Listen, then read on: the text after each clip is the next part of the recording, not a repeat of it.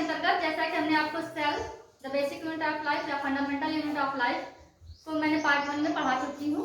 आप उसमें देख लीजिएगा, मैंने उसमें सेल के बारे में बताया है और उसमें कौन से छोटे सेल हैं, जो सबसे स्मॉलेस्ट सेल किन की होती है और लार्जेस्ट सेल किन की होती है, ये मैंने बता रखा है।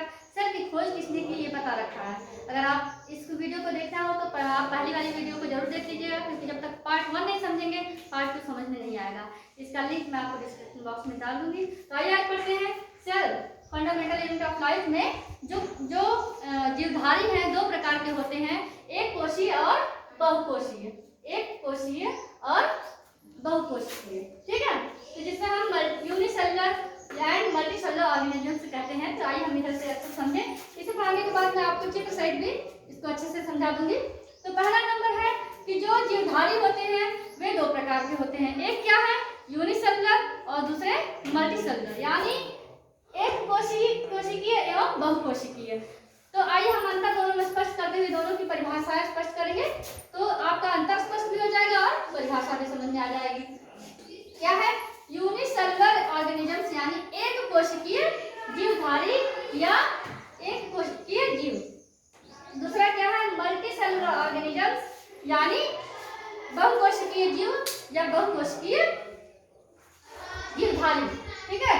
तो यूनिसेलुलर ऑर्गेनिजम्स जो होते हैं वो यहाँ पर हमने लिखा organisms are made up of only one cell is called as unicellular.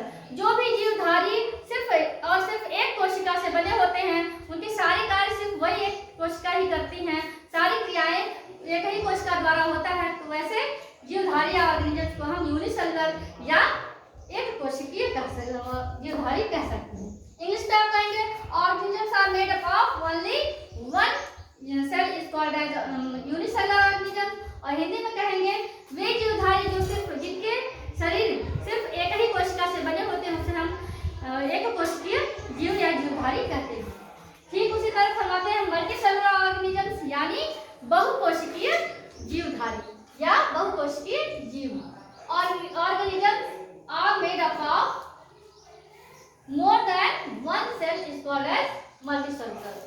वे जीवधारी जो कि एक से अधिक कोशिका के बने होते हैं, उसमें अलग अलग कोशिकाएं दूसरी कोशिकाओं में रूपांतरित हो जाती हैं और दूसरी क्रियाओं के लिए दूसरी कोशिका में रूपांतरित कोशिका ही कार्य करती है। यानी हम कह सकते हैं बहुत सारी कोशिकाओं यानी एक से अधिक कोशिकाओं से मिलकर जिन जीवों का शरीर बना होता है उन्हें हम कहते हैं मल्टीसेलुलर या बहुकोशिकीय जीव।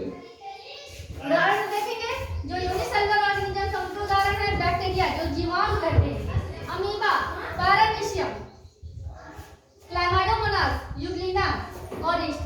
जो अमीबा है, पैरामीशियम है, क्लैमाइडोमोनास है, यूग्लिना है, ईस्ट, इन सभी जीवों के जो शरीर का निर्माण होता है वह सिर्फ एक कोशिका से बना होता है, इसलिए हमें इन्हें यूनिसेलुलर ऑर्गेनिजम्स